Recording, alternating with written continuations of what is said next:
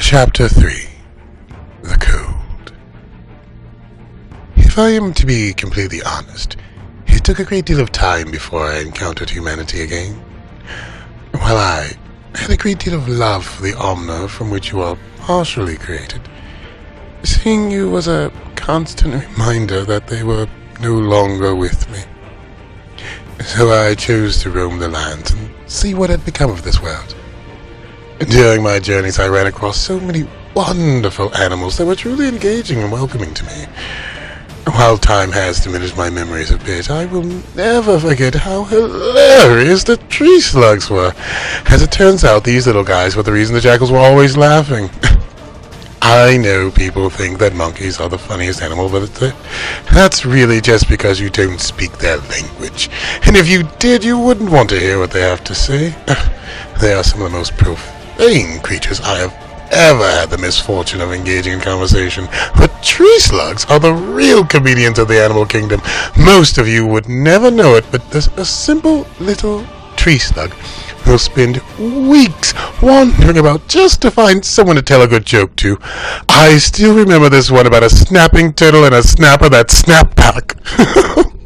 I was laughing for a week. If there is one singular thing that I miss most about my former form, it's most certainly chatting with those guys. Forgive my distraction for the moment. When you've lived as long as I have, it's quite easy for nostalgia to take hold. As for humanity, while I had caught sight of you from time to time, it was several thousand years before I sought out one of your conclaves again. The weather had turned rather cold, and while I feared that my sadness at the loss of the Omna would overtake me, my fear for your survival was much stronger. Through the cold of winter's harshest snow, I sought you out, and what I found was a man named Takar. At the moment I arrived, I saw this man surrounded by wolves, holding a spear in the frail hopes of surviving their attack. I raced to Takar's side and spoke with the wolves. Like most of the animals of this time, they were tired, hungry, and in desperate need of help, which is why I suppose they were so receptive to the offer I made them. I asked that instead of devouring this man, that they aid him in his task. I assured them that if they helped man in this time, that man would forever be grateful, and ensured that they and their lineage would surely be taken care of by man. With them in agreement, they laid down their heads before Takar, and somehow he seemed to know what had transgressed. Takar took me and the wolves back to his home, a damp, cold cave carved into a mountainside. When I saw his family, a wife, and beautiful little girl, dirty and hungry, huddled around a small fire for warmth, I shed a tear and knew that my leaving mankind to its own devices all this time had not been simply for the sentiment of my loss. It was selfishness, because I was grieving the loss of my beloved Omna. I nearly let their legacy die off in the unpredictable climate of a world transformed by the rage of God. For this, I am truly sorry. Takar's daughter's name was Lilith, a delicate little girl, not more than 2 years of age at the time. I recall our meeting well, Takar arriving with 6 wolves and a jackal at his side. His wife took one look at us, let out a terrified shriek, and ran the other way, while her daughter managed to escape her grasp and came right up to me and gave me the sweetest little hug I have ever received, and even kissed me on my nose. I loved her instantly, and the feeling was entirely mutual. While the idea of keeping ferocious beasts around to help took some time for Takar's clan to accept, Lilith loved having me and the wolves to play with. In her, I saw that my Omna were indeed not dead. They had simply evolved into something wonderful and new. In time, my gambit did pay off. Men and beasts were working together, and survival, at least of Takar's clan, was no longer an issue. The hunters would run off in the morning with the wolves and bring back a feast. Soon word spread of the alliance, both among the wolves and men, and more began to arrive, creating a wonderful community. Of course, with so many people, a power structure naturally emerged, and because he was the one who had brought forth the communion between man and beast that created the abundance for the clan, at least as far as the people knew, Takar became their king. The first in mankind's history, I believe, although his official title was something akin to a first man of the clan. Yet, while I enjoyed Takar, it was truly his daughter that I saw the most potential in. Lilith was as fearless as she was smart, and I felt that she might well be the perfect mouthpiece for me to impart the teachings of the Omna to humanity. Being that Lilith was so very young when we first met, it was rather easy to teach her how to communicate with me. Indeed, by the time Lilith had reached the age of 7, she was capable of speaking not only to me, but all animals and many other plants as well. I taught her much, and I was her most treasured possession. As Lilith's mentor, I taught her many of the sciences performed by the Omna, lessons in manifestation and an understanding of the worlds that exist beyond your traditional perception. Lilith used the lessons that I bestowed upon her and passed many of them on to others, creating healers, scholars, and inventors. And by the time she was 10, she was her father's most trusted advisor. And when her father passed, she became a great queen to her people, at the yet still tender age of 17. While Lilith excelled at all I would teach, she was most proficient at divination, the science of seeing beyond the veil of time. While the Omna could rather easily perform divination, as they were the ones who created the veil in the first place, it was rarely practiced among them, as there is little use in seeing the future when you are in paradise. The world Lilith was brought into, however, was far from the paradise that once had been, so she worked hardest at foreseeing the events that could bring harm to her or her subjects. As Queen, Lilith would spend hours each day practicing her skill of divination, learning to see farther and farther into the future, until one day she foresaw her own death. While Lilith's death was yet many years away, her vision spurred her to perform unthinkable acts. Realizing that she would not always be there to protect her people, she sought out a way in which to be certain that her people would always enjoy the protection and prosperity that had been brought forth by her and her family. Despite my advising her against it, she sent out an autocratic decree among her people that all children who had yet to achieve the age of 5 would come to her and be trained in the ways of the wise. She assumed that simply reaching a child early enough would allow her to control their actions. I, on the other hand, knew all too well that because humanity contained the absolute destructive power of the Figrio, that passing on these teachings to one that contained more Figrio, that than the Omna, could prove detrimental to humanity's survival. Up until humanity, the Figure was never given consciousness, so I hadn't a clue what damage it could do.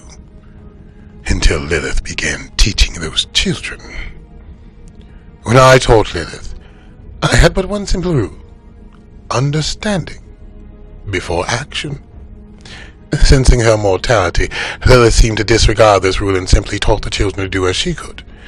While most could never achieve her level of proficiency, there was one among her students that truly showed excellence in the craft of the wise.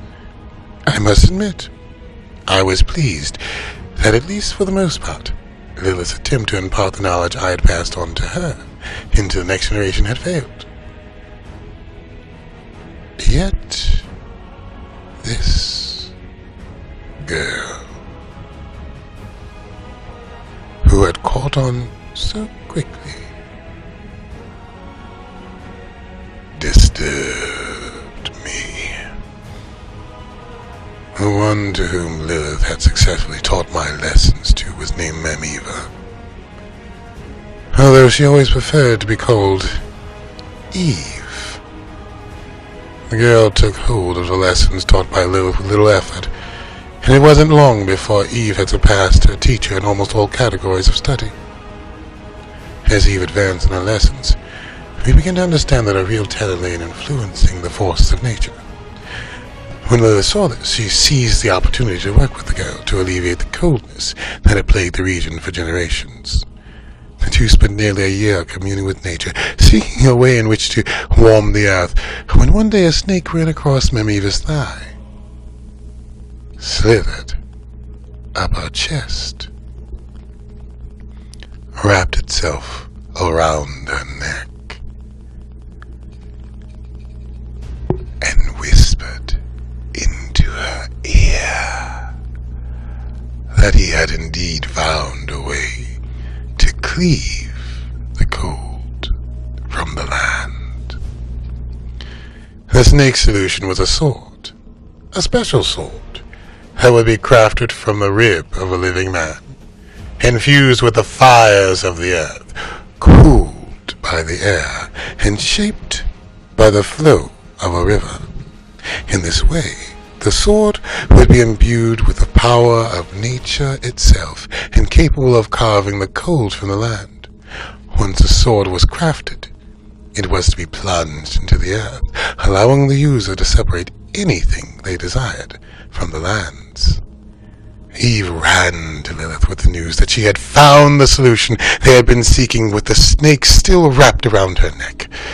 When Lilith heard the solution Eve had would require the life of one of her people, she refused to proceed with the plan. I had hoped that this would finally end the alliance that Lilith had with Eve, but Eve was far too crafty for that. When Lilith rejected the idea, she turned to Lilith's chief advisor, Aton, who was always at her side, and without an ounce of deterrent, ripped open his chest and cracked off one of his ribs. Eve held up the rib bone and proclaimed, "With this, we shall be free of this cold. Save him if you must, but it will only show your people how weak you truly are." Lilith stood frozen by the actions of Eve, but in a moment grabbed Aton and laid her hands upon his chest, trying with all her might to heal the immense wound. Lilith's ability to heal was truly put to the test that day, but her actions were not in vain. Aton's wound was healed. The act of healing Aton came at great cost, however. Lilith was severely weakened to the point where she was forced to take leave of her duties as queen to rest. Lilith lay upon the ground and slept for nearly a month, restoring herself, wakened only by Aton every few days to ensure that she drank and ate. As Lilith's chief advisor, Aton took on the duties of the queen while she lay resting. He stationed 10 of the strongest men in the clan at the entrance of Lilith's cave to ensure that no one disturbed the sleeping queen. For her actions, Eve was kept under close guard, while the queen was sequestered and the people waited for the queen's judgment. When Lilith finally awakened from her slumber and emerged from the cave, it was anticipated that she would call for the death of Eve. Instead, Lilith announced to her people that while she had slept, she had visions of the future, far and beyond her lifetime. Great and monumental tasks taken on by humanity, and among them all she saw a grand statue of herself enduring the ages, ensuring that she had done something so great that she would forever be remembered, and she was convinced that her great work would be cleaving the cold from the land. With that pronouncement, she released Eve from her guard, and the two began their work. Lilith knew that the task of crafting the sword would take her away from her people for a great length of time, so it fell to her to select someone to lead in her absence. Due to his loyalty and years of service, Hatan seemed to be the perfect person to act as her regent. To cement his claim to leadership among her people, Lilith took Hatan as her husband, making him king of the clan of Takar.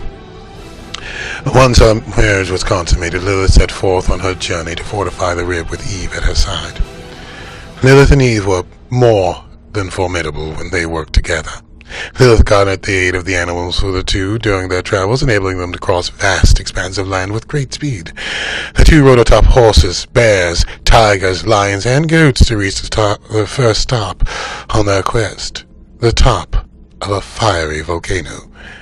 At the volcano, Lilith held the bone high above her head in her right hand, while Eve used her persuasion over the natural forces to pull up the flames, charring, hardening, and straightening the bone. Once the task of the flame was completed, it took up residence in the bone. The flame heated the bone so hot that Lilith's hand was scorched from the touch of it in her hand. Tears streamed from Lilith's eyes, and she let out a terrifying scream, but she refused to let go of that bone until the ceremony was completed. Once the flame rested in the bone, Lilith used all the strength she had not to drop the bone upon the land. The instructions from the snake were clear. The bone must be cooled by the air. The pain was fast becoming overbearing for Lilith. So she did the only thing she could think to do with her agony-induced delirium. She ran to the cliff and with all her strength leapt into the air, releasing the bone from her grasp in mid-air. She cried out to all the creatures that roamed the sky to not let her perish. Lilith's cry might have gone unnoticed to the birds. But despite my disapproval of her working with Eve, I still thought of her as my child. And a good father never stops watching over his little girl, no matter how she may behave. When Lilith left with Eve, I asked a few of my friends to watch over her as she made her journey. Well, if I am to be honest, I asked many of my friends to watch over the girls.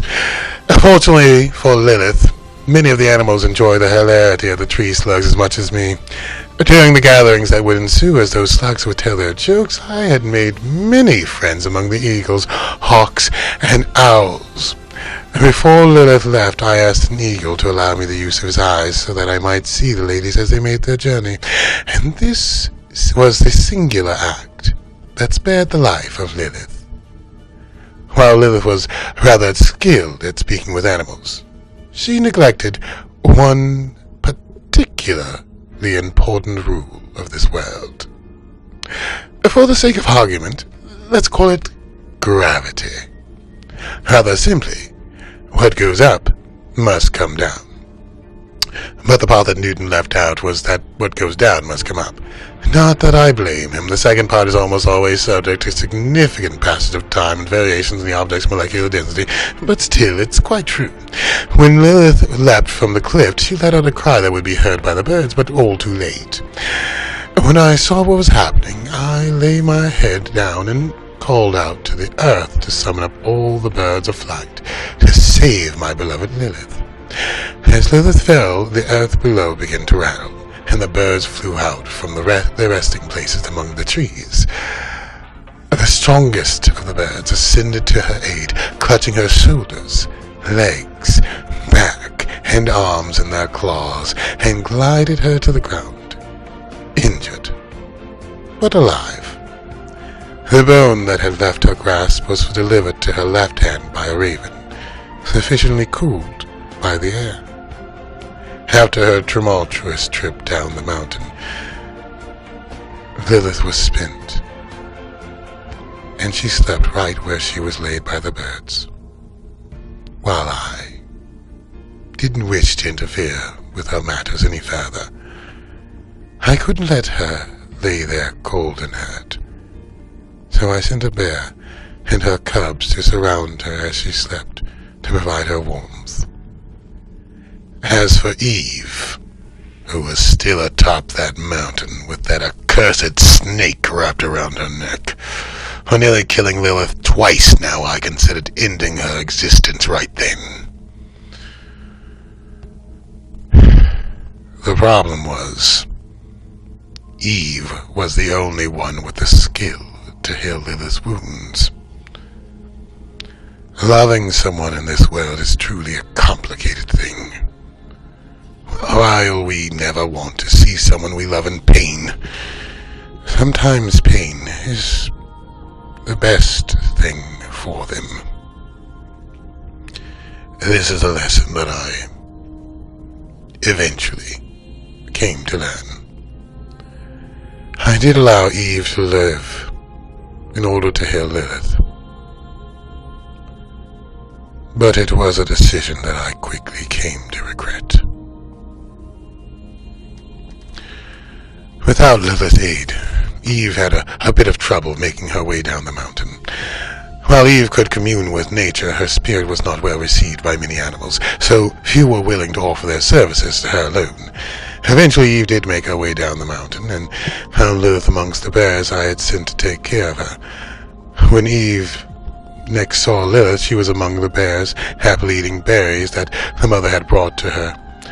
Eve felt relieved that Lilith had managed to survive the fall and somehow even managed to keep track of the bone. Eve apologized for her actions and healed Lilith's injuries, restoring her for the final leg of their journey. Lilith gave thanks to her bear host before she left in search of a river whose flow was strong enough to shape the sword. As she walked away with Eve, Lilith whispered a small thank you to me as well. As much as I tried to hide my influence in her affairs, she was always a clever girl, and she knew me far too well. While finding a river would prove no test for Lilith and Eve, finding one that had a strong enough current to shape a sword was quite a challenge. The two wandered the landscape for quite some time before one of them thought to ask for directions. I'm labored to say that it was Eve's idea to do so. But truth be told, my Lilith could be a touch stubborn when it came to asking for help. In their search, Eve and Lilith came across the largest tree they had ever seen, with a base so large they could live inside, towering overhead at least 100 meters. When Eve saw this tree, she knew that it must be connected to a mighty water source, so she got the idea to ask the tree where its water source resided. If Eve had any virtues at all, it would be her level of patience. You see, vegetation can speak to you, but it does so very slowly. Eve asked her question of the tree and waited for the answer. Hours went by, days passed, and finally, on the 7th day, a small change in the tree gave them their answer. A small nub in the base of the tree pointed them in the direction of the water source. Imbued with the knowledge provided by the tree, Eve and Lilith set off for the river.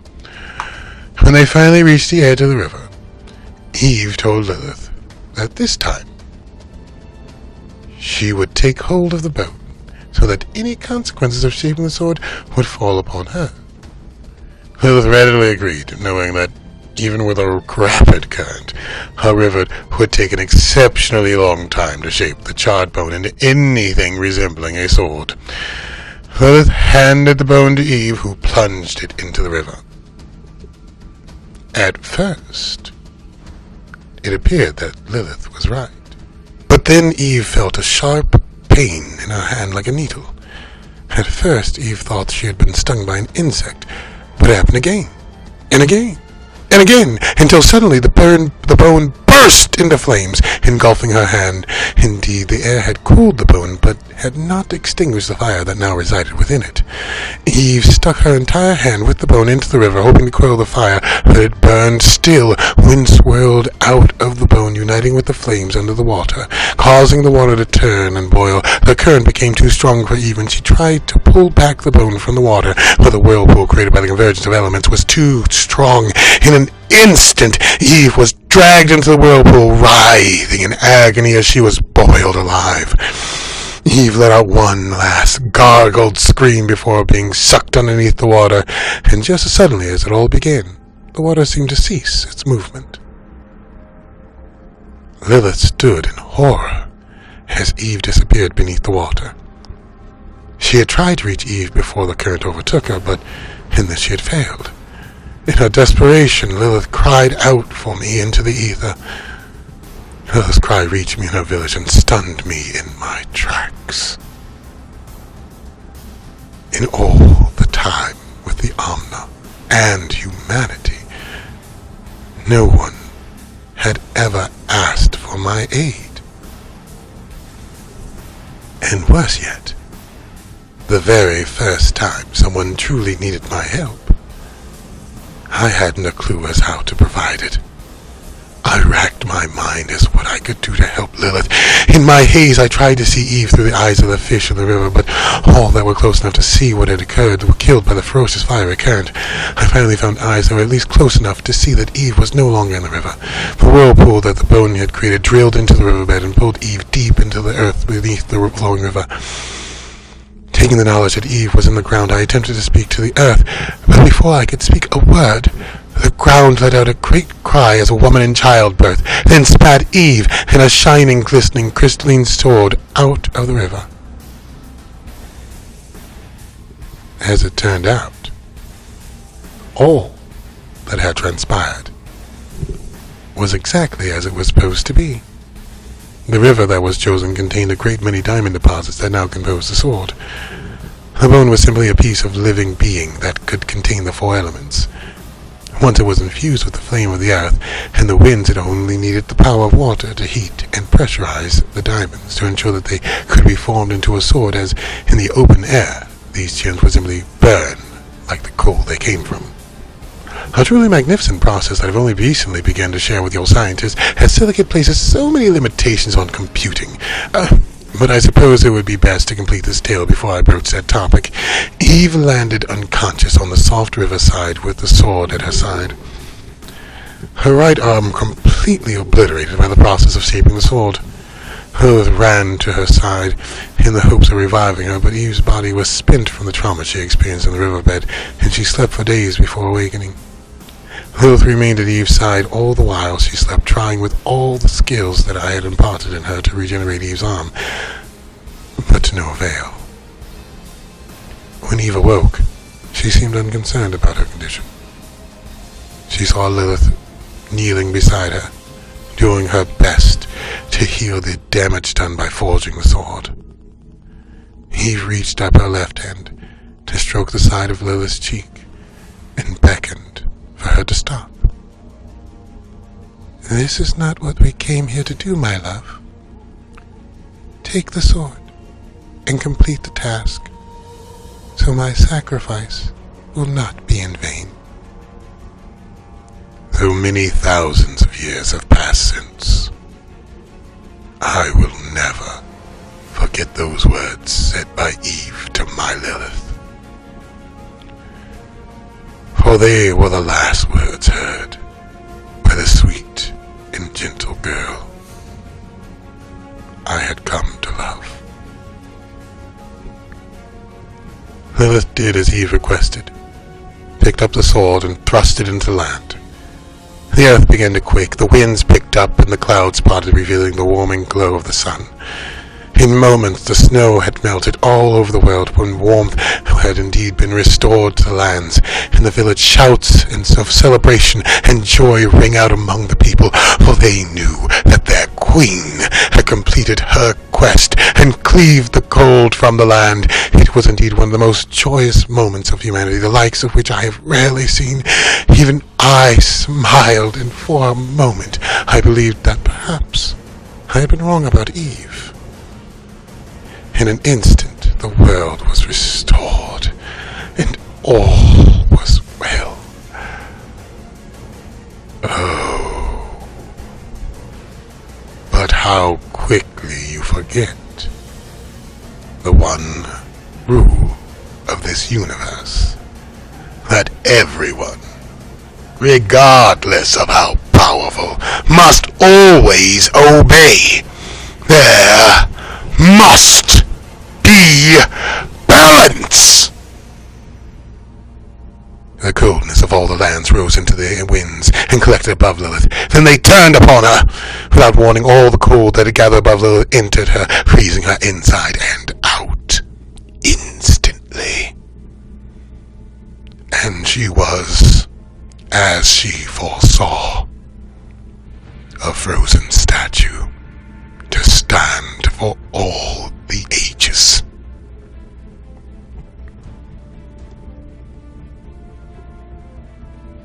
Seeing what had become of Lilith, Eve stood up, unsurprised by what had just transpired.